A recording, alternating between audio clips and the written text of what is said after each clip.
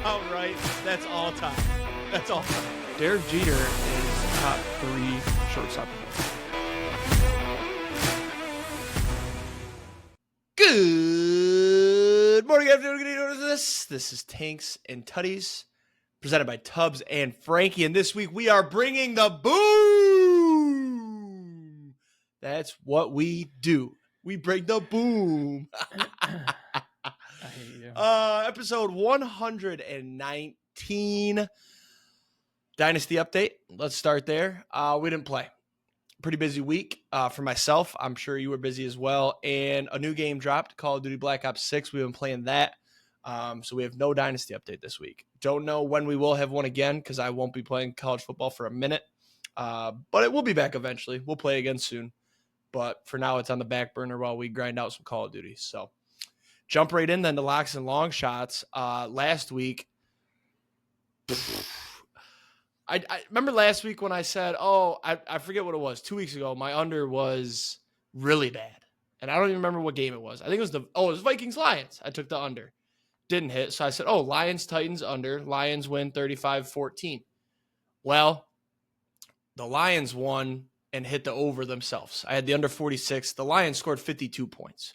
Final score was 52-14. So that's a loss there, but we're fine with that. Because we won Broncos minus 8.5 versus the Panthers. I told you this was a second mortgage on the house play. It worked out. They won by 14. So we split the locks 1-1 up to 41-29-1 now. This week, got a couple plays. Love the board this week. Love it. Texans plus 1.5, minus 110 at the Jets. I know that Diggs is done for the year. But how do you watch a Jets game and then go, yeah, they're going to beat the Texans? No, the Texans still have Tank Dell. Joe Mixon's a dog, and the Texans defense is very good. They're going to win this game outright. A stupid line. They'll be favorites by Thursday, so grab it now. Packers plus 3.5 versus the Lions, minus 115. There's just no way they lose this game by more than 3. It's going to be close. I honestly wouldn't be surprised if the Packers won. So we're taking the Packers plus 3.5. Definitely not trying to jinx or anything like that. I'm just saying it how it is, you know? And then we've got Patriots plus 3.5, minus 112 at the Titans. Last week, I took the Rams on Thursday night because of the Lions curse. We're going to continue the Lions curse. Patriots win this game outright because the Titans just played the Lions and got absolutely fucked. So, yeah, those are the locks this week. Long shots, we're still waiting on Scooble. And then Terrion Arnold over 2.5 picks. He's playing phenomenal defense. And you know what? One day he'll get a pick, but I don't know that he's getting 3 this year. Maybe he's just not an interception guy. Maybe he's more of our safeties steal all the interceptions. Kirby's got 5. Brian Branch has 4. Terrion Arnold just breaks up passes. He played great defense on Sunday. So last week we had the Patriots money line versus the Jets plus 250. This was a dub. Surprisingly won that one. I wish I took it in Paige's picks, but I didn't. But it's all good. This week, like I said earlier, Texans money line, that's a dub plus 105. And then Patriots money line plus 150 at the Titans. Just going with the Lions curse there as well. I forgot my record on the long shots, 14-40-2. Your locks and long shots. Yeah, I would agree. I do like the board most of this week. So let's add to it. 51-37-1 on locks. Still have the Packers make the playoffs, open at minus 155. Both the Bears and the Vikings lost this week, so better shape than it was last week. Last week we had the Eagles plus 2.5. That was a dub. They won outright against the Bengals. They won big. We like that one. Big. Boise UNLV over 65.5 lost, I believe. What did this one finish? It was really close. 29-24 Boise. 50, perfect. What is that? 53 points. 53. So I guess not that close. Definitely thought it was closer than it was.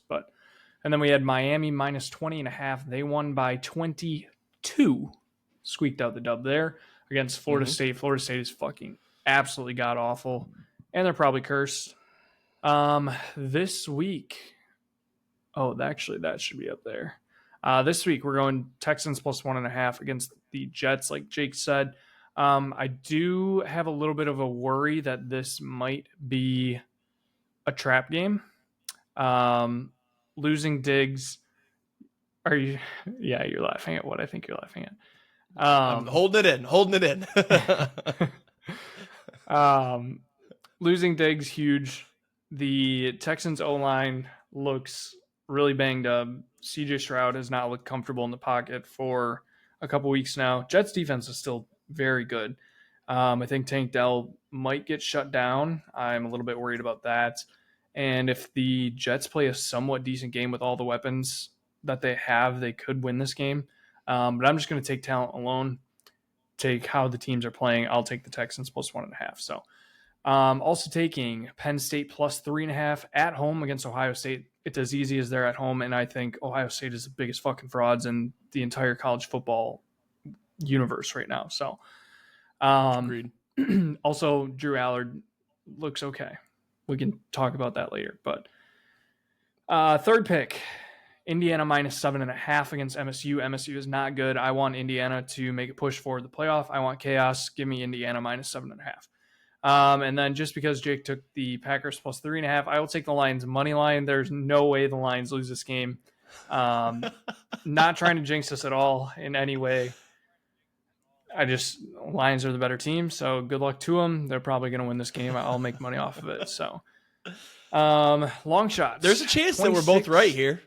Lions could win by 2. Long shots, 26, 62, and 1. Last week, I just put myself in a fucking spin cycle. God damn. Mm-hmm. That was a lose-lose. That was dumb. Yep. Last week, we had Wisconsin money line, loss. Cowboys money line, loss. Yankees game 1 money line, loss. Bad. This week, Texans money line, like Jake said. Penn State money line, like I said, with the plus 3.5. And then Wisconsin money line at Iowa. This is a horrible matchup for us. Absolutely disgusting. We played like shit last week. I don't trust us at all, but I need to ride my team. I'm fully back in. Even though we're 0% chance we make the playoffs, I'll take it anyways. Make some money. So, love your picks, by the way. My favorite one is Lions money line. Wisconsin money line, I could feel it because I feel like Iowa and Wisconsin. Iowa's got the upper hand the last couple of years, but what a perfect spot after teams should be giving up on the fans should be giving up on Wisconsin, but then they're going to go win this game. Back. And then next week you're going to somehow come on here and tell us about how you can still make the playoff. That's how this one's going to go. If we beat Oregon. Yeah. So the pick tracker. Unfortunately, I sat down to do mine last week. And I sat there, I got through like Thursday or Friday, and I was like, this isn't fun. I'm not doing this anymore. So we've officially retired. It's just too much work and not enough fun. I'm sure I could have made it easier on myself somehow, but I don't really care enough. And I feel like if I stop it right here, I didn't count any picks for last week, although I did do very well in the picks that I took. I finished at a perfect point to show you guys that betting every game does not work. You'll finish right about even or below. So we finished 230, 219, and 4. Yeah, never going to try that again. It wasn't fun. It was fun I'd say the first 5 weeks. And then week 6, I was like, eh. And then week 7, I genuinely forgot. And then week 8 was week 8 was last week. No, sorry, I got my weeks mixed up. Week 8, I genuinely forgot. Week 9 was not fun. So I just gave up. We'll change this segment into a Frankie spreadsheet update. Oh, see, I was going to say I'm actually glad that you're retiring and don't want to talk about it anymore because okay. I went 30, 56, and 3 this week. Okay. 33%. Okay. Well, we'll retire both. Well, so the thing that's funny is I was doing pretty good up until week 6. I was over 50% every week until week 6. And then since week 6, I went 48%, 46%, 50%, 33%. Oof, and I'm down to a total record of 346, 341, and 10. So literally right around 500. It's 49.64%. Yep. So don't gamble, kids. That's what we decided. Fucking 700 games. And not 700 games, 700 picks and 49.6%. So perfect example of you're going to break even or go just under. Actually, you know what this really is just parlay stupid shit and get it up to about plus 1,000. That's the only way to make money sports betting. That's it. Not financial advice. MLB, not going to lie, boring World Series so far. Dodgers are up 3-0. Congrats to them on winning it all. It's over. Tonight. When everybody's listening to this, the Dodgers are the World Series champions. Yep, the Dodgers won it all. The Yankees have no shot. Nobody's ever come back from 3-0. It's over. It's been pretty boring, except game one was electric. I'll say that. Game one was awesome. It was back and forth. Walk-off grand slam, sweet bat flip. Pretty good dude, too. I'm a big Freddie Freeman fan. But games 2 and 3 were just mid. I mean, last night they kind of teased us with a 2-run bomb in the 9th, but it was over. So, for being other than congratulations to the Dodgers. I was just gonna say, for being the two like premier teams, everybody was not everybody, but a lot of like the analysis committee like group was all very excited for this because it's like two best teams, the two teams that should have been here for the last how many years are finally here together. It's going to be such a good series, and now it's fucking 3-0. The Yankees couldn't hit water if they fell out of a boat, and Aaron Judge looks like a complete shell of himself. The only guy that's playing good for the Yankees is Juan Soto, and he's probably going to be a Dodger next year. So that shit, if that happens, baseball's ruined. Like, it's just not even fun. It's like the Dodgers might be minus 150 to win it all next year if they get Soto. Yeah. I just don't, like, at what point do you decide, like, okay, enough spending is enough, we have to have a salary cap? Like, right.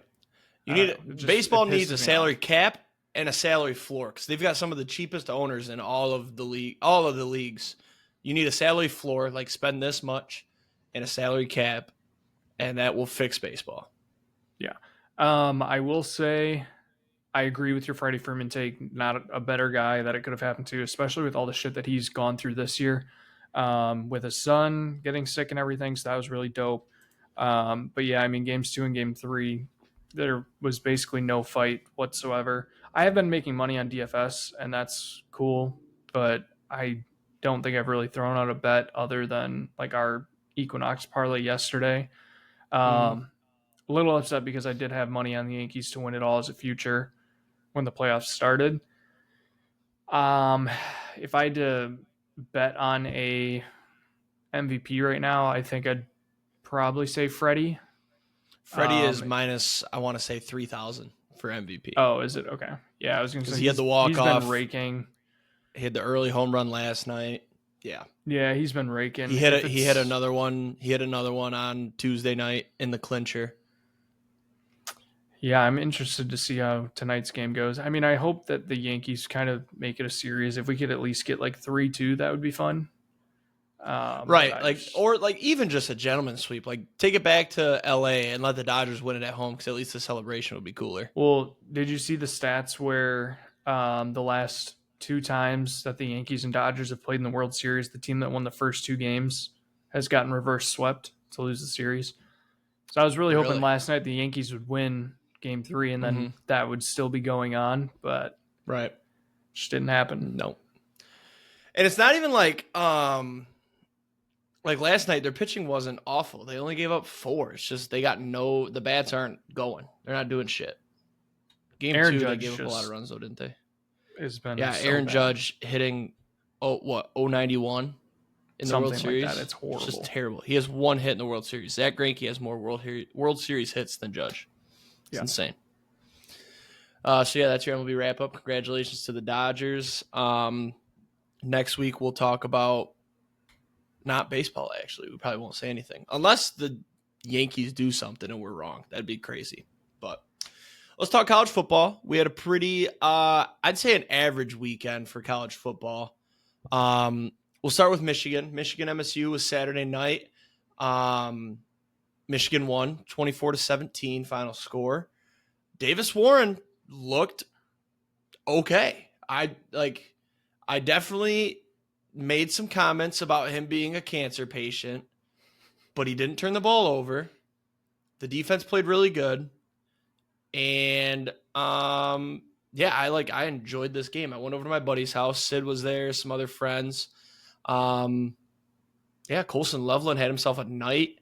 Um, it's just really nice to get their last win until November 23rd. It really is.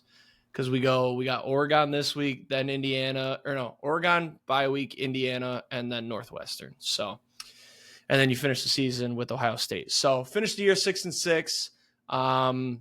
There's really not much to talk about with this game other than the scrum at the end. I don't know if you saw it. Did you see it? A little bit. I mean, I didn't watch the game. So but now that Michigan's trash, I've noticed I'm very unbiased, I believe, when it comes to these things. We rewatched it quite a few times, and what I saw was Colson Loveland definitely was probably saying some shit, and then MSU's guy hit him in the chest, which is allowable. Like, shut the fuck up.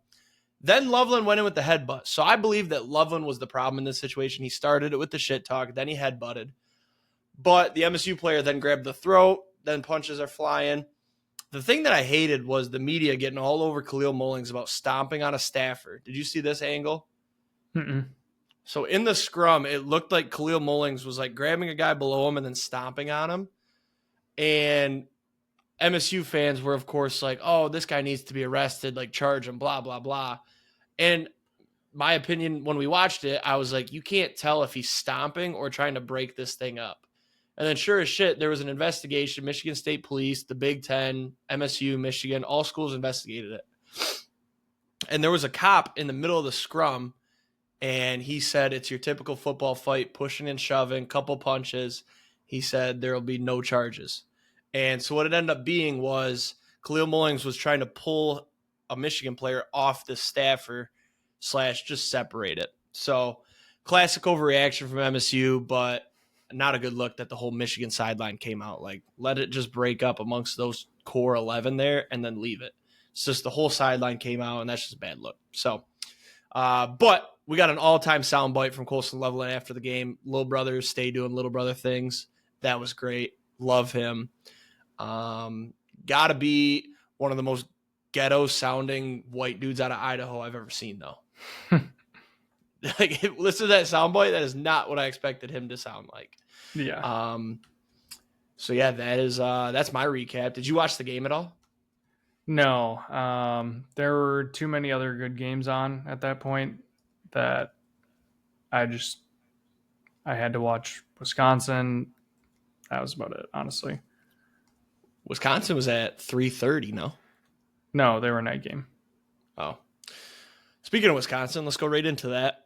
Penn State wins. What was the score of that game? 28-13. I'll give my thoughts. They're quick. I didn't watch this game, but actually I did watch. I had it on my phone. Wisconsin was up 10-7 is what I remember at half, right? And then they looked like they were doing really well, and they were shutting down Penn State's offense. And then Braden Locke threw that pick six. And then from there, it was like, this game's cursed. Because then Wisconsin looked like shit. They only put up 3 points in the second half, gave up 21, 7 of those coming from. That's the thing, though. You only give up 21 offensive points to Penn State, but you fed them the 7. Like, Wisconsin's defense feels like it's fine. It's just Braden Locke made a terrible throw, and he also had a bad game, 22 for 42 for 217 with that pick six. What were your thoughts? Yeah, I mean, the defense is good. They fell apart in the second half, and I don't know. I'd have to like go back and look at what the actual like play breakdown of like how many plays they played in the first half. Maybe it was just them getting tired. But the defense is a big reason why we lost that game. We played them great in the first half, and then obviously the pick six didn't help. But that's something that your offense then has to turn around, and Braden Locke just couldn't. Tawee Walker really couldn't do anything either, which didn't help. I mean, Penn State's defense is still very good. So I'll give them that. Drew Allard didn't play, like he didn't have to put up huge stats, but he is still a decent quarterback. He looks better than what he did last year. I know last year we were all like, oh, this guy fucking sucks. He doesn't look like a quarterback. He's very much in the Kyle McCord, Drew Allard conversation. He's just a completely different player. Yeah, he did get hurt for a little bit. I don't think he really played in the second half. So I guess I'm seeing this. That also makes the defense look that much worse. Yeah. Bo Pribula came in and was great. 11 for 13, 98 yards and a tud. Yeah. I don't know. I mean, I think it was the touchdown. Yeah, the touchdown with 10 minutes left. The 1 yard touchdown to one of their tight ends or whatever. He was wide open. There wasn't a guy within 10, 15 yards of him in the end zone. And it was like a 1 yard play. I just don't know like how our defense fell apart that badly. I will say I did jinx this game. When we were up 10-7 at half, I said to Paige, I was like, we might just win this game. I was like, we're up 10-7. Drew Allard just got hurt. I was like, their backup's coming in. I was like, we might just win this game. She's like, I mean, you said that they like should or like they could win this because Penn State really hasn't played anybody. I was like, yeah. I was like, the spread was 6.5 points, whatever. I was like, but realistically, it probably should have been like 13. And they ended up winning by 15. So yeah. So just looking at the second half play-by-play. So Penn State punted, then Wisconsin punted, but then Penn State punted again. So your defense like started great. It was a 7-play drive for Penn State, then a 3-and-out. And then you threw that pick 6.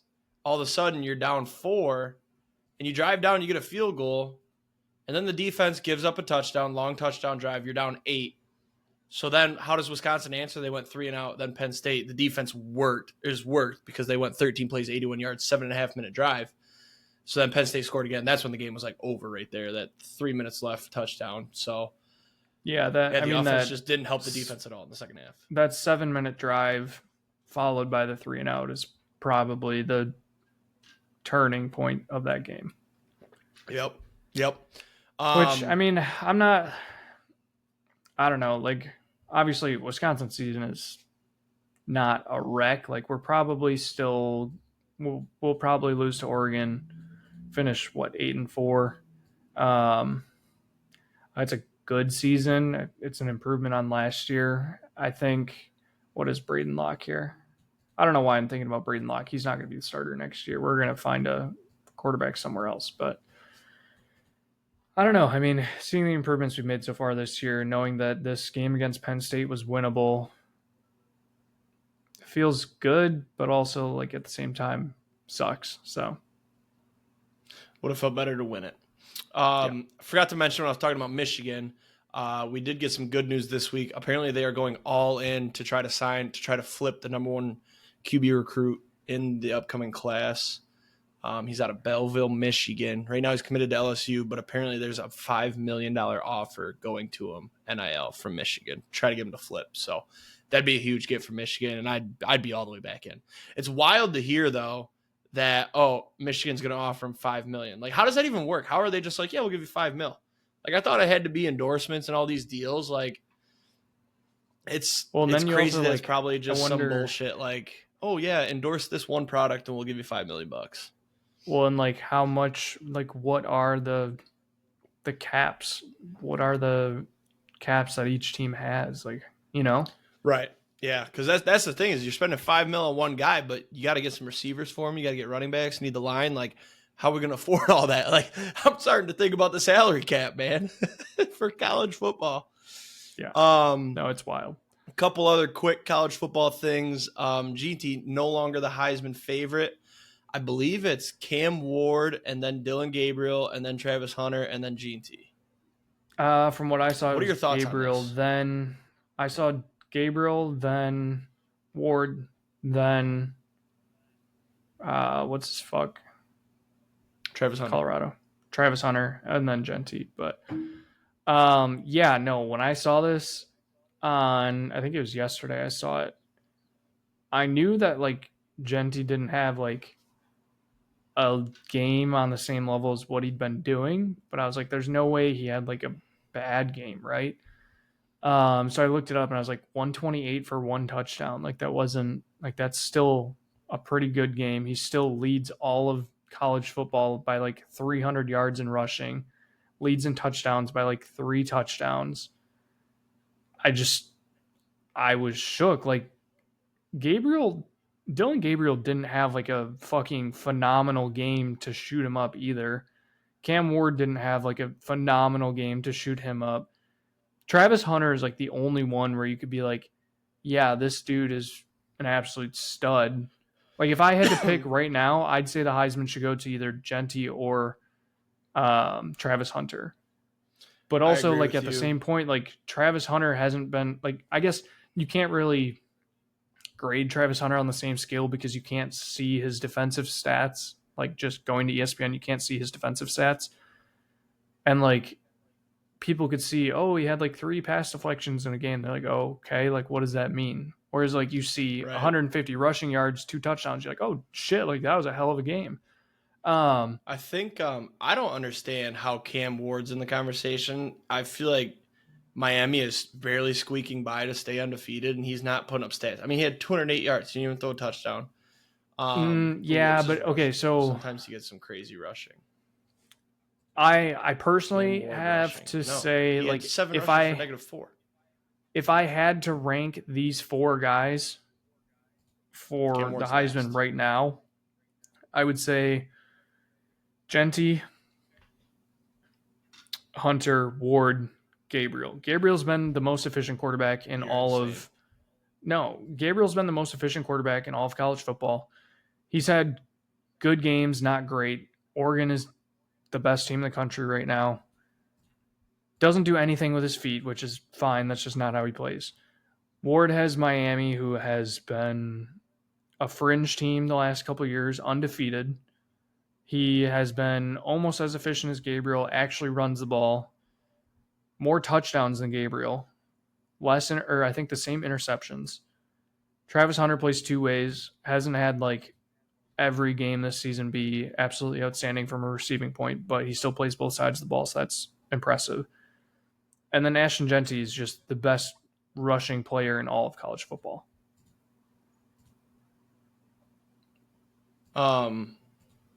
Sorry, I was pulling up stats to get a look at some stats here. Yeah, I did this yesterday. I think the problem with, because I know you're obviously concerned about Genty because you bet on him and it makes you a lot of money. I love Genty. He's great. But one, the Heisman is a quarterback award. It just is now, which sucks. And you have to do some outlandish shit to win it as a non-quarterback. Like Devontae Smith broke records, national championship team, very good. Travis Hunter playing both sides of the ball. He won offensive and defensive player of the week for Big 12 this week. But Genty's like putting up stats. The problem is that I think he shot his load too early. And now like 130 and a touchdown is a letdown for him when he was doing 250 and 3 tutters. The thing is, who did they play last week? UNLV? UNLV. And he had no receiving. He usually has some good receiving stats. UNLV, so I probably could have seen this coming. UNLV is the best defense that they've played so far. Like, not the best defense. Well, best defense, but also the best Oregon team outside of Oregon that they've played all year. It's like I expected him to have a somewhat down game. I also think that them playing like Fridays, like they play on Friday again this week, I feel like that's not helping him at all. Probably not. Because for the common man like me, I love it because I love watching him and I can throw it on Friday nights. But for these Heisman voters who are all old folks, he's playing at 9 o'clock. They're going to bed. That's a good point. Yeah. He could be getting screwed over that way. I don't know. Either way, I think it's going to be an exciting race. You got Travis Hunter, who's just going to do Travis Hunter things. Genty's going to be awesome. And then Gabriel, I like watching Gabriel. I think I'm maybe a Cam Ward hater because Miami's squeaked out so many close wins. I am worried. So I think Genty has a good game this week because they're 23-point favorites against San Diego State. They're just going to run the fucking ball down their throat. Cam Ward, they played Duke this week. Duke just had a decent game last week. But I don't think their defense is very good. Total is 55. I could see Miami throttling them and Cam Ward putting up stats. And then you got, does Oregon have a bye this week? No, they're playing Michigan. Oh, yeah. So, I mean, if Michigan's defense steps up, Gabriel could have a bad week. Mm-hmm. So, I'm hoping there's a chance Will Johnson returns as well. He hasn't played the last 3 weeks. He's our best corner. He's probably the best corner in the country. So it could be very interesting for the Heisman. I'm hoping that Gabriel has a bad week. I'm hoping Duke steps up and their defense plays good against Cam Ward. He has a bad week. And then Travis Hunter, I don't even know. I think Travis Hunter is realistically like the biggest threat to Genty right now just because he does play two sides and is so good. And he's so prominent in the media. Yeah. Everybody knows who he is. Everybody Who loves do they him. play this week? They've got to bye this week, though, so you got that going for you at least. Okay. All right. I only got to worry about 2 games then. There you go. Wait, do they have a bye? Yeah, they do. Yep. Who do they finish the season with? Oh, they got some games that's going to make Travis Hunter look good, too. Texas Tech, Utah, Kansas, Oklahoma State. That's the problem, too, is that Genty. Is it Genty or Genty, by the way? I keep feeling like I'm saying it wrong. I think it's Genty. Oh. Well, he doesn't play anybody. Like, what's the argument? I guess if they win out, though, and they win the Mountain West, they do have Oregon State. That'd be an upset at the end of the year. No, it wouldn't. Oregon you just can't drop a game. But they're still a power school. Who have they lost to? Let's see. They lost to Oregon. Ooh, they lost to Nevada. Never mind, they're fine. And UNLV. Never mind, they're fine. All right. Let's get going. Ohio State. This game, disappointing end. I'm always rooting on Ohio State's downfall. Nebraska, their defense looked phenomenal. Ohio State won 21-17. This sucks for me, though, because Ohio State looks bad, but it's also the worst Michigan has looked in over 7 years. And I just know, I'm already assuming Ohio State's going to beat Michigan, right? And I already know that Ryan Day is going to celebrate that win like he just won the national championship. And it is going to piss me off to no end because, one, the game's in Columbus. His interview, he's going to cry or talk shit. And it's like, dude, this is the worst team that we've had. We won the national championship last year. We lost everybody. It's going to piss me the fuck off. That dude is such a rat piece of shit. However, if we won that game, because I think Michigan at this point, it's play spoiler. I'm still going to watch the games. I'm not going into any game except for Northwestern thinking we should win this game. Cheers to being spoilers. That's what it is now, I want to do what Wisconsin did versus Penn State, but I want to finish it. Whether that's Oregon, whether that's Ohio State, whether it's Indiana would be great too. I think they're getting a little bit too big for their bridges. I would love to beat one of these teams with some playoff aspirations and just really fuck them up. And what if Michigan did win out? No, I'm just kidding. I'm not going to go there. That's actually a joke. I don't know. Do you get that one? What's the what if we win them all? What if we win them all? What are they going to say? Do you know that one? I think so. It was Cade McNamara after we were 2-3, and we proceeded to finish under 500 that year, I think. What are you looking at? Your dad just made one of the fucking dumbest trades I've ever seen. Oh, we got live trade. Let's see. Dennis. Let's see. He got Sam Darnold in a second for Dobbins and a third. Dennis. Wow. Dennis. Wait. Hang on. Maybe I can defend him here. He has no, Lamar. because Why is he trading for Darnold?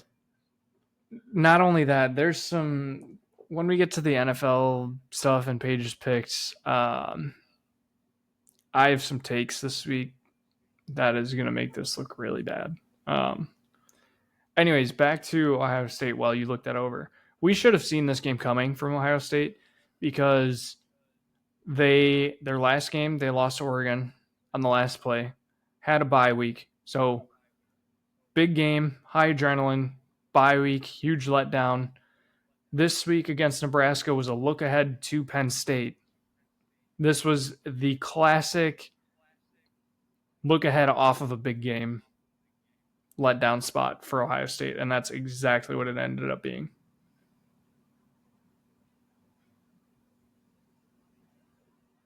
I'm sorry. I'm so in shock from that one. That's crazy. That really threw me off. Dennis, I know you're going to listen to this because you're sitting at home. Shout out to the successful back surgery, by the way. I don't know what that is. I don't know how you defend that. You got a second. You gave up a third. You traded away a running back. I know you got Monty, Derrick Henry, and Mix, and he's loaded at running back. But you traded for Sam Darnold, who you're never going to play. You have Lamar Jackson. Why are you even trading for Darnold? I don't. Yeah, the Thibodeau family is fucked up right now. Mine wasn't that bad. That makes me look like a fucking saint. Where was I going with this? What were we talking about? Did you hear what I said about I'm Ohio sorry, State listeners. in the letdown? No. So I said, I was like, this. We should have seen this one coming because Ohio State's last game was against Oregon. Lost on the last play. Huge adrenaline rush. Big letdown. Then they had a bye week. Yep. Then they come into Nebraska with Penn State next week. Huge look ahead. Yep. Coming off of a Look ahead letdown spot. game. Yep. We should have seen it coming. Yep. What was the spread for this game? They were big favorites, right? Like 20-something? 25. Yeah. 25-point favorites. Yeah. Watch Ohio State when they play Indiana, by the way. It's the week before Michigan. It's a team full of guys that haven't beat Michigan in 3 years. They might be looking ahead and looking past Indiana. I was going to say that could be another look ahead. Yeah. Ohio State's I don't know, though, because schedule. Maybe not, though, because Indiana at that point might be still undefeated, and that's going to be a massive game. Or no, because Indiana's got Michigan State, Michigan. I think they win both of those. Then they got bye week, and then Ohio State. So they're going to have Ohio State off a bye. I'm taking Indiana money line that weekend. Here's what I think. They get Northwestern in Northwestern, probably an early game, looking ahead to undefeated Indiana. So they get knocked off by Northwestern, bounce back against Indiana, and win. Big letdown after a big win against Indiana against Michigan. No, see what I think would happen if that was the case. So you said what? Northwestern, Indiana, Michigan, right? Yep. I think if they bounce back, win Indiana, they're going to come at Michigan with so much anger and aggression and know that they need to go crazy to make the playoff / Big Ten championship that they would fucking destroy us. You're saying if they lost to Northwestern? Yeah. Is that what you said? You said lose to Northwestern, beat Indiana, bounce back, but then lose to Michigan? Yeah. Or no, you said they beat Northwestern, they lose to Indiana because they're looking ahead. I'm so lost right now. You said lose to Northwestern. State. We need to. Yeah. Two more things here. Quick one is that Navy's run was pretty fun until I actually watched one of their games. The triple option just doesn't work against good teams, unfortunately. I bet on Navy this week. Yeah, that was crazy. I had a parlay and I had Notre Dame, so I figured they were going to blow them out. Yeah, I got nothing to say. I turned this game off at halftime because it was 31-7. I was like, okay, that's a W. Yeah. So yeah, we got a back Army. Everybody's got a back Army now. Replace Navy with Army. Vandy's a fun team. This game, it looks closer than it was because Vandy scored a touchdown to cut it to a 3-point lead with 46 seconds left. But didn't they recover the onside? I don't know. Nope. Sure. They did not. I was going to say. Texas looked bad though. They threw a pick on their first drive. Vandy scored a touchdown to go up 7-0. Then Texas went up 21-7 at half. No, 21-10 at half. Then Texas went up 24-10. Then Vandy cut it to a 7-point lead, and then Texas kicked a field goal with like a minute and a half left to take a 10-point lead. Like, I'm not saying Vandy's legit, but they've got Auburn, who's going to be on upset alert, South Carolina, and then they finished the year LSU, Tennessee. Watch out, Tennessee. No, what does Tennessee got left? What does Tennessee Georgia got left? Vandy. So they got Kentucky, Mississippi State, Georgia, UTEP, and then Vandy. So I should have put that one as a lock.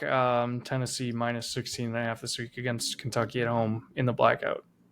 Let's see that, dude. That uniform reveal video was one of the coolest videos I've ever seen in my entire life. Yeah, like whoever made that video is not getting paid enough. So let's do a little look ahead here. So Vandy beats Kentucky 7-1. They beat Mississippi State 8-1. They get a huge win over Georgia 9-1. They handle UTEP 10-1. Vandy, they're like, oh, it's Vandy, whatever. We're gonna go 11-1. SEC championship look ahead. Boom, Vandy with the upset. Watch out. I'm officially putting Tennessee on upset alert against Vandy. No. Yeah, I'm gonna have to watch the shit. I wish they used those uniforms though in a better game. Like Kentucky, they're gonna kill them, but the fucking uniforms are so cool, dude. And they're gonna be playing the spooky Rocky Top. It's awesome. Yep. Yeah, so Michigan, Oregon this weekend. That's a big game. I don't know. I Wisconsin, feel like Iowa. Michigan plus 14.5 might be a play. It's a letdown spot for Oregon. And then what's the other big game? Oh, Ohio State, Penn State, of course. I think Penn State's going to come out on top in that one. I'm not going to lie to you. If Aller plays, the whole game doesn't get hurt. Any other big games that we need to talk about? Not really. Wisconsin, Iowa. I'm putting Indiana on upset alert too. Michigan State, if they hold on to the ball. Wisconsin, Iowa is not a big game, by the way. It's 2 unranked. I refuse to say an unranked matchup is a big game. All right, NFL then. Let's run through quickly and then do our picks so Frankie and I can play our video game. Any big news this week? We'll get to it. We'll get to the games. Rams over the Vikings. The Lions curse lives on. I don't know if you want to count the Cowboys losing to the Niners out of a bye, but that would be 6-0 teams losing after playing. All right, 5-0 teams are after playing the Lions. Minus, I think people are not counting week 1 because we played the. What was our first fucking game? The Rams? Yeah, it was the Rams, and then I don't know. Or did we have a nobody? Yeah, it was the Rams. And then who did the Rams play week 2? No, they lost. So why are people saying 5-0? Oh, because there was another bye in there. Somebody else had a bye. That's why. Rams lost. Anyways, Cardinals, yep. Rams are going to make a playoff push, man. And it's crazy to say with all the injuries they had. But Puka and Kupp are back. If they don't sell the team, they'll hold on because Kyron Williams is very good. Matthew Stafford's still dealing. Did you happen to see Cooper Kupp's TikTok? No. You'll have to go watch it. I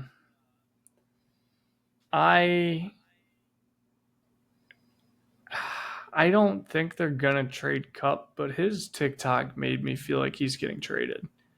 It was like sad music. It was one of those with just pictures, and it was like sad music. It just, I don't know. It seemed like he's getting traded. Let's see. Cooper, you said TikTok, right? Yeah, I think it was his TikTok. All right, let's watch it. Oh, so here's the song. Yeah. It's a picture of, is this from Sunday? Is that from the Super Bowl? No, that's Sunday.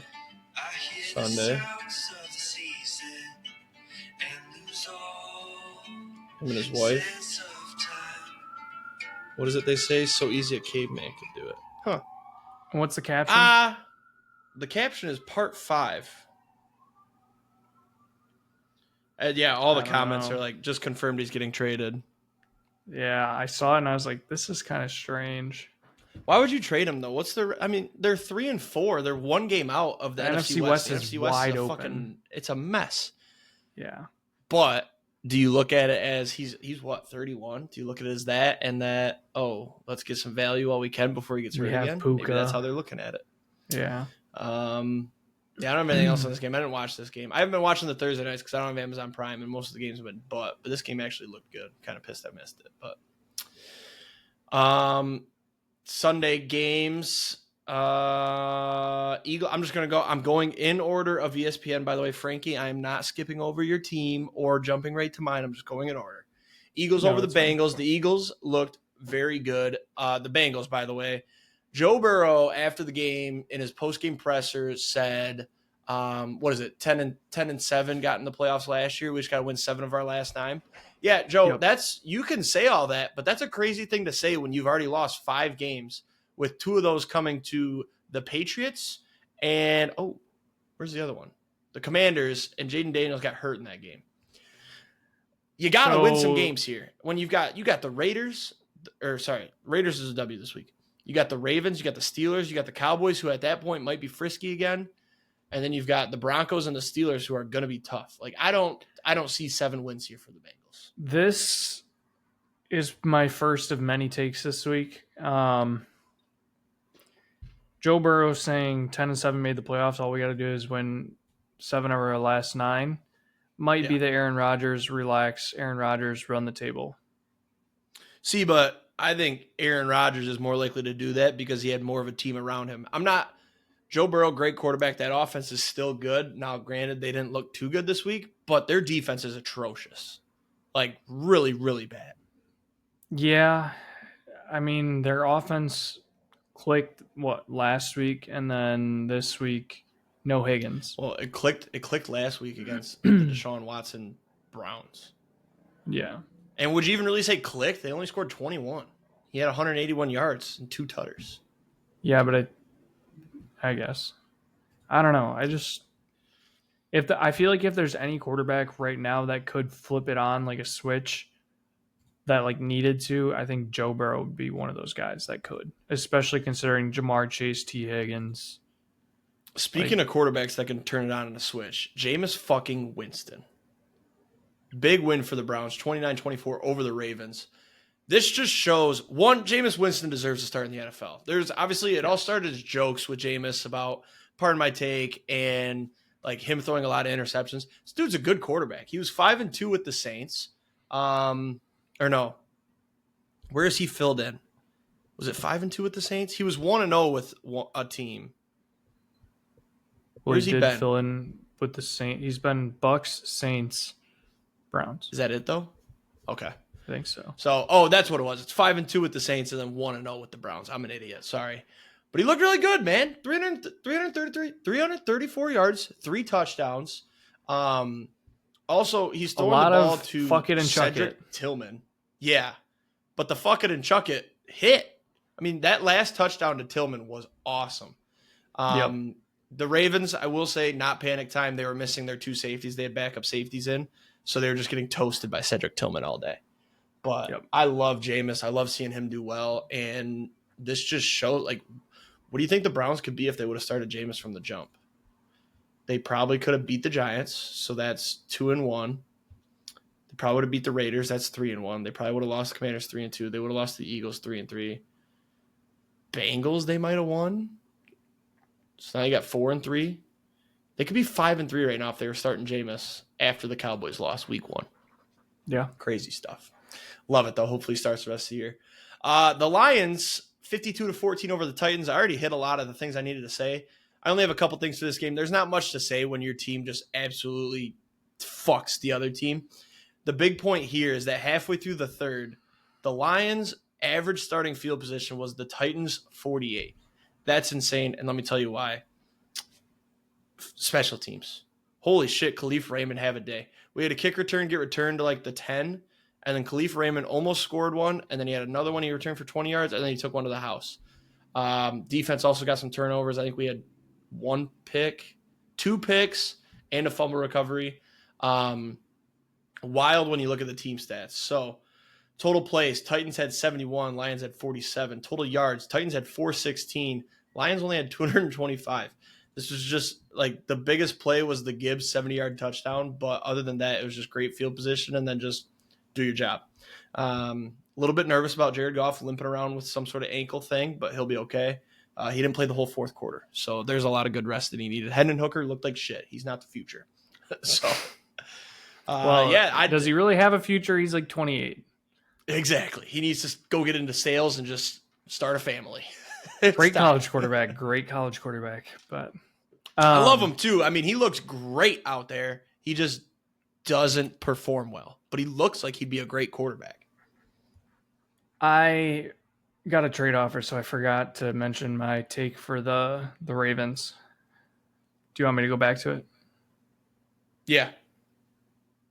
I don't think that Lamar Jackson is ever going to win a Super Bowl because he beats up on the NFC, but then he can't beat the lowlifes in the AFC.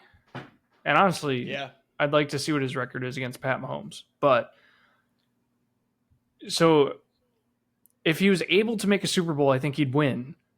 but he can't get past the teams that he should beat in the AFC. And if his record is bad against Pat Mahomes, then he's stuck with the Chiefs as well. So then, even if you put him in the NFC, that's great, but then he gets to the Super Bowl, and he's going to have to play either somebody that shouldn't be there or Pat Mahomes. So Exactly. Yeah, I mean, look at their losses this year. The Raiders and the Browns is just insane. But yeah, and then he goes and he plays the Bills. They blow him out 35-10. They lost to the Chiefs, like you said. They beat the Commanders, who are NFC, beat the Bucs. And then they play the Browns with a backup quarterback in quotes, because I just glazed Jameis. But yeah, I don't know. This looks like they just went and got Deontay Lamar's Johnson. 1-4 against the Chiefs.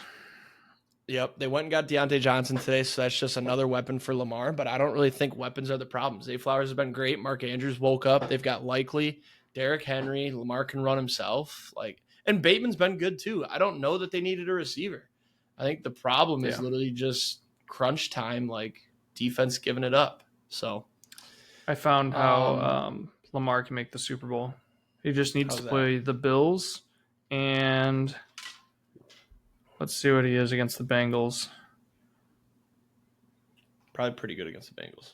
Oh yeah, so 9-2 against the Bengals, 3-1 against the Bills. So if they get the 1 seed, get the bye, beat the Bengals, then beat the Bills, then they could beat the NFC team in the Super Bowl.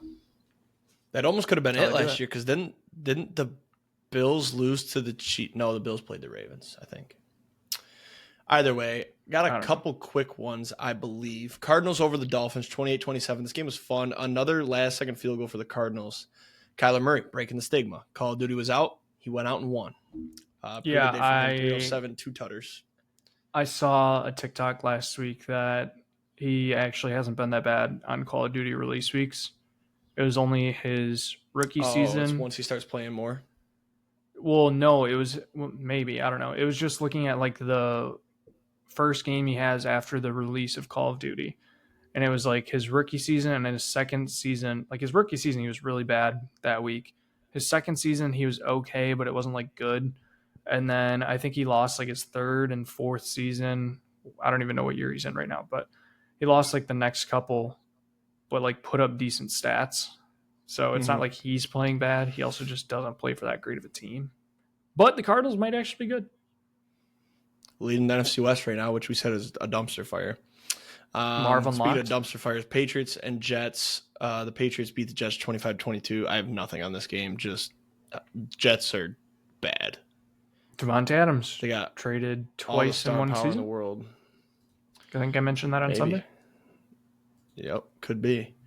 Falcons Bucks. This game was fun. Kyle Pitts almost really fucked himself. Falcons won 31-26. I think he did fumble at the goal line. I was gonna say he did fuck himself. I don't know. Didn't have camera angles somehow. I don't know how the NFL makes billions and billions of dollars and they don't have a camera down the goal line. How do we they also have the not pylon have cam? microchips? So how do we? Yeah, I don't. I didn't get that one. I didn't see it because I'm watching the Lions, but then I went to Twitter and I watched it. I'm like, he definitely fumbled, and then it stood. And I'm like, oh, great. I've got him in fantasy, but that was a fumble.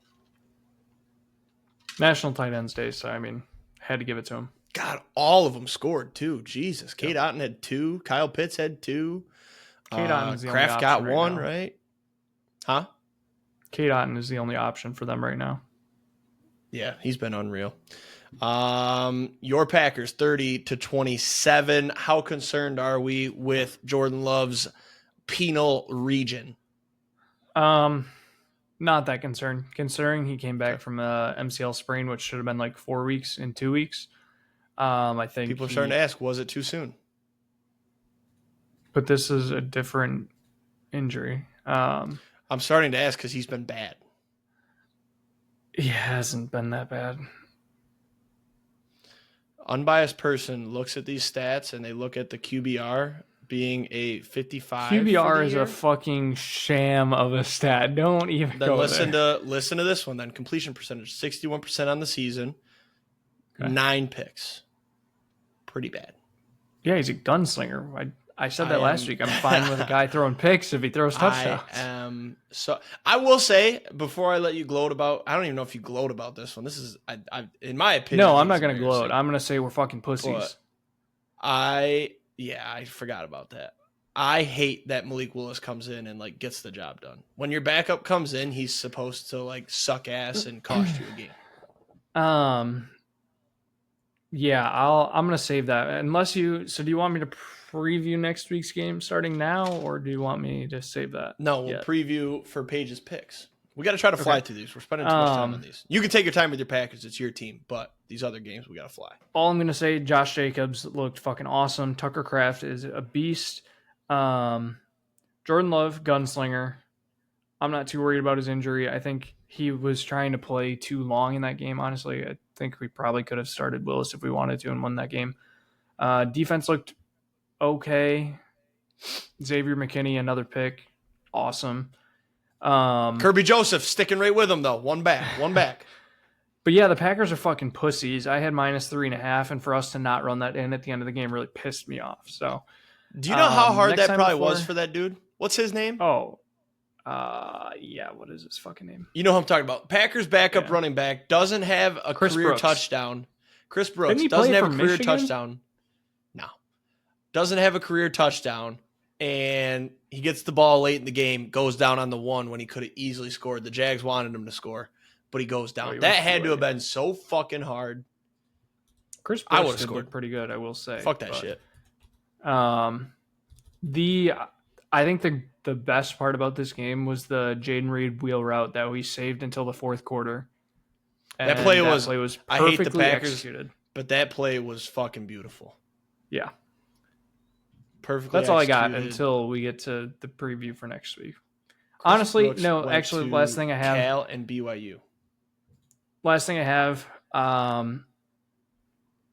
This season is setting up perfectly for chaos and for the Packers to make a Super Bowl run. So, Super Bowl colors, green and purple. I don't know that the Packers making a Super Bowl would be chaos. They were pretty favorited to make the playoffs this year in general. After everything that's happened with Jordan Love.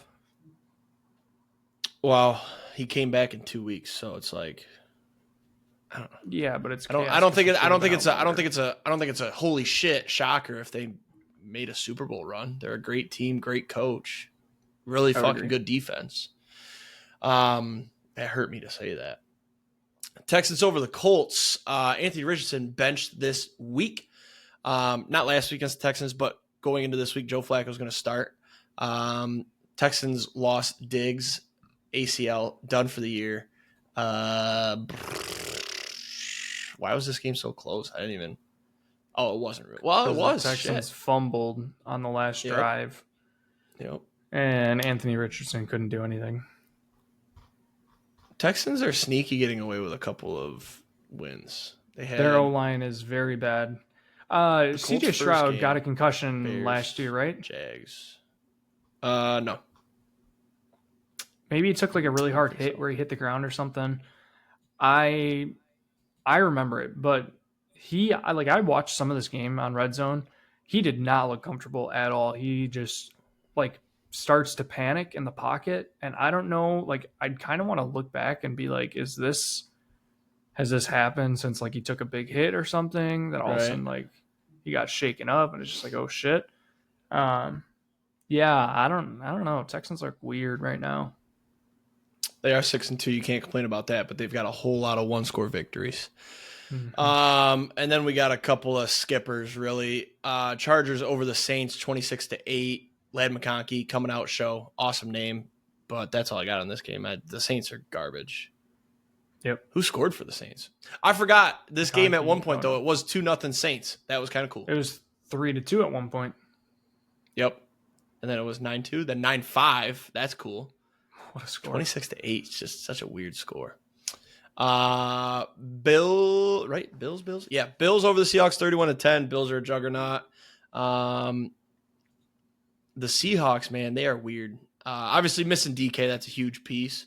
But their run game just couldn't do shit.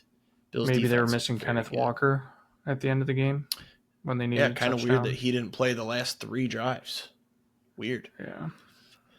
Lost by 1. Amari Cooper didn't do anything either. I think he had one target. He also caused Allen's first interception this year by slipping. Oof. Did you see that one? I did not. Broncos over the Panthers. Broncos covered 28-14. That's all there is to say here. Bo Nix, he ran in 2 or just 1? What was it? Just 1. But Broncos, Bo Nix might actually be good or huh? Bo Nix might actually be good. I was just gonna say good or lucky due to schedule. Both. I feel like we've done that a lot lately, but I think both. So 4 of their 5 wins are to teams that have 2 wins or less. Panthers, Saints, Raiders, Jets. There's a lot of bad teams in the NFL this year. There is. I think it's like 30% of the NFL is 2 wins or less or something like that. It's like 11 teams, yeah. Yeah, it's unbelievable. Dude, the Panthers are a fucking joke. They are. They need to just start Bryce Young too. Why are you still, or did he start? He did start. What am I talking about? I forgot that Andy Dalton tweaked his thumb by gripping the steering wheel too hard. Yes. Yeah, they're really bad. I mean, your leading receiver was, what even is this guy's name? Jalen Coker? Yep, Coker. Like, you have a stud receiver in Leggett, and he did get targeted more, though, I guess. He was the leading target. But why is he having the same targets as Miles Sanders? It's because they have to simplify the game for Bryce Young. He can't see downfield. They're a dumpster fire. They should trade Leggett for anything they can get. Nah, they won't. He's a first year. Chiefs over the Raiders. Did this one look closer than it should have? Yeah, the Raiders scored late, yes. Right? Yeah. Yep. 2 minutes left. Wait, but they recovered the onside. Somebody recovered an onside this weekend. I can't remember. Nope, wasn't the fucking Raiders. I don't know. The witching hour fucked me a lot this week. I forgot to mention, the 1 o'clock witching hour was insane. It was so was the 4 o'clock. Back and forth. The 4 o'clock really wasn't. This game, the Commanders game. That's it. There's only 5 games. In comparison to the 1 o'clock, not even close. But that's the game I want to get to, is the Bears and Commanders. Holy shit, what a boring game. And then Jaden Daniels says, here, hold my beer. Launches it up. Hail Mary win. Commanders win 18-15. Did you see Tyreek Stevenson talking shit to the fans while the ball was being snapped and the receivers were running downfield?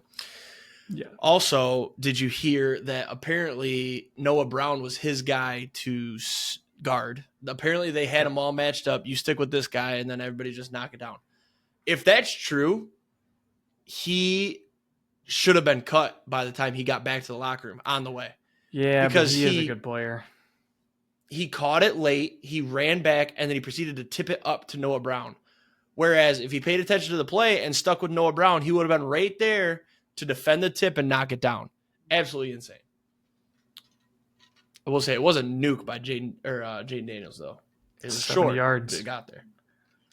If you had to rank the 3 main starting rookie quarterbacks this year, Jaden, Caleb, Bo Nix, how do you rank them?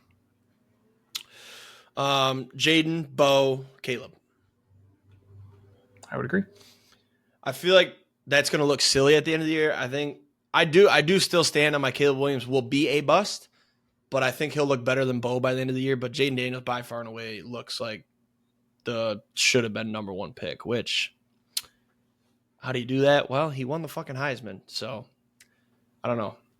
He's great. He's fun. He runs, he throws. Yeah. Yeah. And it's like you can't even hate the Commanders. No, they're fun. And that Hail Mary was insane. You don't see those, you know? That was, I want to say I saw a stat. That was the longest one in a long time to win the Probably game. sounds like a Motor City Miracle. Motor City was shorter. I knew you were going to make that joke, but it was shorter. It's also fraudulent because of a ghost face mask, but we won't go there. Sunday night, 49ers over the boys, 30-24. Didn't watch this one. I know CD had himself a day, didn't he? It wasn't anything until the fourth quarter. 13 catches, 2 touchdowns. I think the Cowboys' plan. Excuse me. I think the Cowboys' plan of fuck it, Dak and CD can do it for us. Not working. I'm surprised they haven't traded for a running back yet. They signed Dalvin Cook, dude. Listen to their tandem. Dalvin Cook and Zeke Elliott. In 2016, this team would have been stacked. Yeah, Too bad it's not 2016, Jerry. Do you have the box score up or no? Don't pull it up if you I don't. can. No, I don't. I'm going to have you guess Dalvin Cook's rushing yard total. He had 6 carries. I think it was 16. 12 yards. 12 yards I bet rushing. on Zeke his had under. 10 for 34. Nice. Good call. In a parlay. What was the under? That lost. Oh. Yeah, I mean, there's just not much to say. The Cowboys are just bad. Is Parsons still not playing too, right? That you can check in the box score too. Micah Parsons not playing. Fun fact. For one, CeeDee Lamb had a tackle. That's cool. Mozzie Smith, their D tackle out of Michigan, he is the worst D tackle in the league. He was a first-round pick 2 years ago. Funny stuff. And then the final game Monday night, Steelers over the Giants 26-18. Didn't watch this game, but I saw Russ cooked again. So did Najee. Tyrone Tracy also cooked. 145 and a tud. This game was surprisingly a lot of offense. A lot of offense, but not a lot of scores. Just field goal, Yes. field goal, field goal, field goal, field goal, field goal, touchdown, touchdown, touchdown, field goal, field goal. Shout out to anybody that had those kickers and won because of that. That's crazy. I had Chris Giants, Boswell. I Giants cut him are, today. Giants are mega ass. They're done until they get rid of Danny. I saw somebody call him Danny Pennies, and I think that's the funniest fucking thing I've ever heard. All right. Paige's picks, and we'll do a Lions-Packers preview, but as always, we're running long again. So the totals, we had a little tiff this morning. Frankie was trying to tell me I was 11-5 and that him and Paige went 11-5, and I'm like, hello, the Rams won on Thursday night. So he goes, oh yeah, my bad. So then he goes, Jake 12-4, Austin and Paige 11-5, and I'm like, no, you're not, 10-6. This motherfucker's trying to shave my games. So I got it all corrected, and then I went through every week. Because I'm like, are they fucking me? And there was only one wrong. It was Paige. She was missing a win. So current standings, Austin 81-42, myself 73-50, and Paige 64-59. So let's run through. We're only going to preview the Lions-Pack game. So first up, Texans at the Jets. I was going to say, in reality, you were just digging for wins to make it closer. But Texans Jets Thursday night. Paige is taking the Texans. Time out. We got breaking news. This is not good, but Detroit police are investigating why Lions wide receiver Jameson Williams avoided arrest after a gun was found in his car. Brother. I can't keep defending this guy. I've defended him through everything. I defended him through the gambling. I defended him through the taking a vitamin pill, 2-game suspension, and now there's a gun in your car. I don't. Also, how maybe it's a misunderstanding. I'm gonna throw that out there, but how do you not arrest the guy when there's a gun in his car? I mean, he should have been arrested. Is this what the 2-game suspension was for? Maybe. No, it was drugs, wasn't it? I think they did say some sort of. They said a performance enhancing stimulant. No, they didn't say drug. No, I swear to God, they didn't say drug because that's why it wasn't a 4-game. PEDs are always minimum 4. Oh. Anyways. Bro is so cooked. Yeah, sorry. Did you already say you and Paige? Texans. Yep, I got the Texans as well. That's easy. Cowboys at the Falcons. Paige taking the Cowboys. I will take the Falcons. I'm on the Falcons as well. We just talked about the Cowboys. No rushing attack. Yeah, Falcons easy. Dolphins at the Bills. We're all on the Bills. Make it easy. We're all on the Bills. Easy. Raiders at the Bengals. We're all on the Bengals. The Raiders are ass. Chargers at the Browns. Paige says, I have zero clue. Chargers. I will also take the Chargers. Maybe last week was just a one-off. I don't know how you're going against our boy Jameis when he's in the dog pound. Give me the Browns. 2-point dogs. Take It's the money tough, line. but I like McConkey. Patriots at the Titans. Ooh. Go ahead. Yeah, Paige and I are going to take the Titans. Taking the Patriots. Keep the Lions curse going. Titans just played the Lions. They're going to be beat the fuck up. Patriots got a big win last week over the Jets. They're going to keep rolling. Patriots. I will say Mason Rudolph looked good those first 2 drives. Well, No, the first 2 scoring drives. His first drive, he threw a pick. Commanders at the Giants. We're all on the Commanders. Easy. I don't know why that's only 3.5. I would hammer that too. Saints at the Panthers. You and I have the Saints. Paige is going to give it to the Panthers, even though they have 1 win. A 7-point spread is crazy for a 2-win team over a 1-win team on the road. Shocking. I don't think Panthers it's plus a horrible 7. pick by Paige because I don't think the Saints are that good. So It's also not a horrible pick when you're only, well, she's 17 games back, so she can do whatever she wants at this point. She really should be taking all the dogs. Broncos, Ravens. We've all got the Ravens. Take the Broncos plus 9.5, though. I will say that. Jags and Eagles, another easy one. We all got the Eagles. Bears at the Cardinals, though. We got some different opinions. Yeah, Paige and I are going to take the Cardinals. I'm going to take the Bears. A little bounce back. Cardinals been riding high. They're leading the division. Blah, blah, blah. Bears got to win eventually. I mean, they should have won that game against the Commanders. I will say that, too. And then the game of the week, Lions at the Packers. I hate that this is at 4:25, but you can't help it. America's game of the week. Let's preview it just a little bit, and then we'll talk picks. What were you going to say earlier? You had something loaded up. Yeah, I was going to say you're kind of in a lose-lose situation here. Why is that? Because if Jordan Love doesn't play and you win, then so be it. You beat Malik Willis. If you lose to Malik Willis, you just fucking lost to a backup. If you win and Jordan Love plays, well, you beat a banged-up Jordan Love. And if you lose to Jordan Love, then you lost to a banged-up Jordan Love. Let me tell you how there's a win in there. You win the game, it's a fucking win. I don't care who we play or how anybody looks, it's a win. I'm all in on just fucking win. I don't care who we play. I don't care how we look. Jared Goff can go out there and throw 5 picks, and I'm still going to come out here and go, but we won. I'm going to complain about the picks, and I'm going to give him a little shit, but it's a win. I don't give a fuck. Can he throw for more than 28 yards? The only thing that will piss me off is if we do lose to Malik Willis. That'll just piss me off because I'm already sick of Malik Willis winning games when he shouldn't be. But we'd still be 6-2. Whatever. 6-2. We wouldn't have the division lead anymore, though, would we? Because you would be 7-2 with the tiebreaker. Yeah.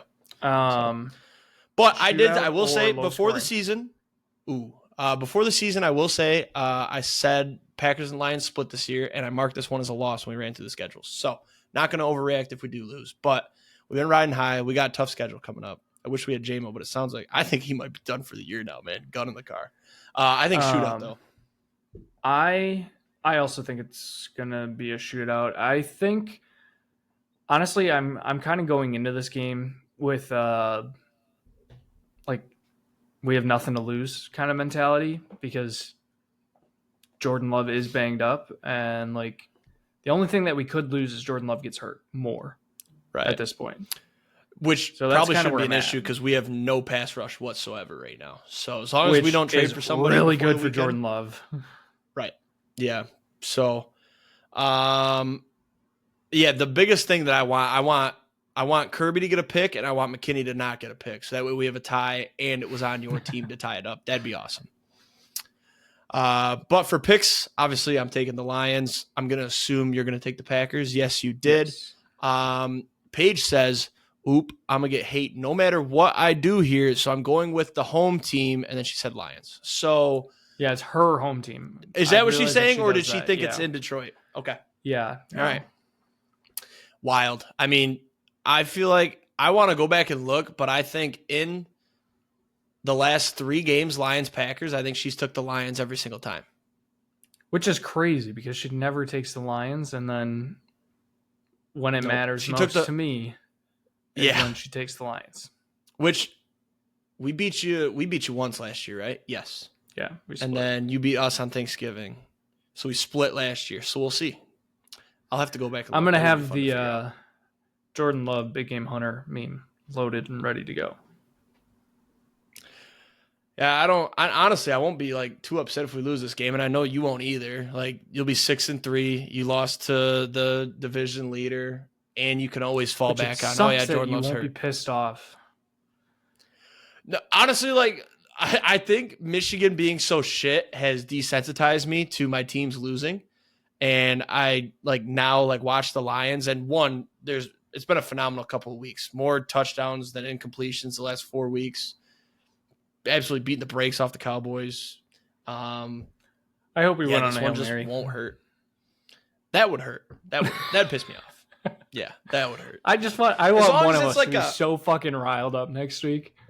Yeah. I mean, there's a chance, I'm saying all this now, it's Tuesday. It could be completely different Sunday at 3:30. You know what I mean? I might get into that game and just...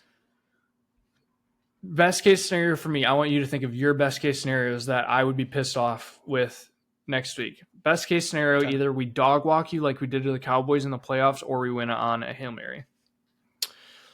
Best case for me to piss you off is a Kirby Joseph 2-pick game like he did against Aaron Rodgers when your season was on the line.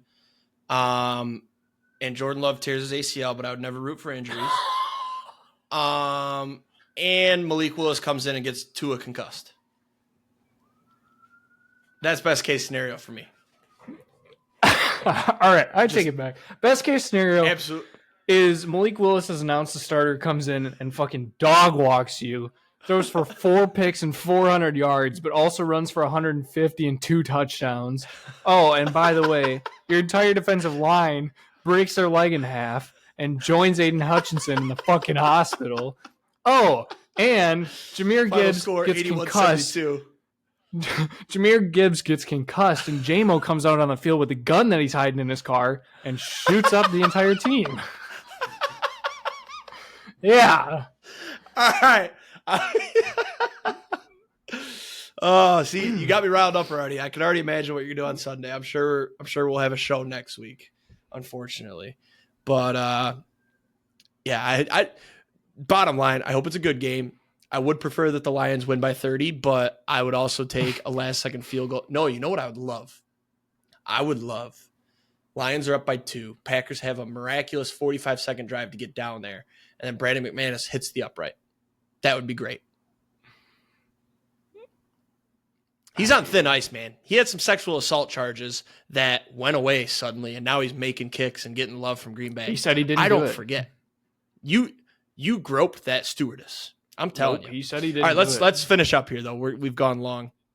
Rams at the Seahawks. You and Paige both have the Rams. I'm taking the Hawks. Literally just what the fuck game. It's in Seattle, I guess, even though the Bills were in Seattle, but Rams D-line isn't as good as the Bills are, I guess. Colts at the Vikings. We've all got the Vikings. Bucks at the Chiefs. We all have the Chiefs. Why don't you go ahead and talk about your survivor and why, and then we'll wrap this thing up. Yeah. Continue to win. Packers, Cowboys, Texans, Bills, Lions, all won. I am on week 6 of the survivor now. I'm taking the Eagles this week against the, who did we say? I don't know. Eagles have the Jags. 7.5 point favorites at home. Eagles look good.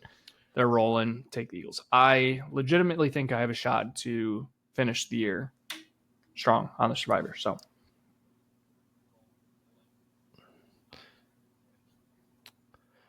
I'm very afraid that we're cutting up here because I can't even hear you anymore. So we're going to wrap up. Yeah, I was. Everybody have a great week on the Tits and Tanks. Endorse some Tuddies. Go Blue. And more importantly, go Lions. Go Pack, go if you can hear me. Peace.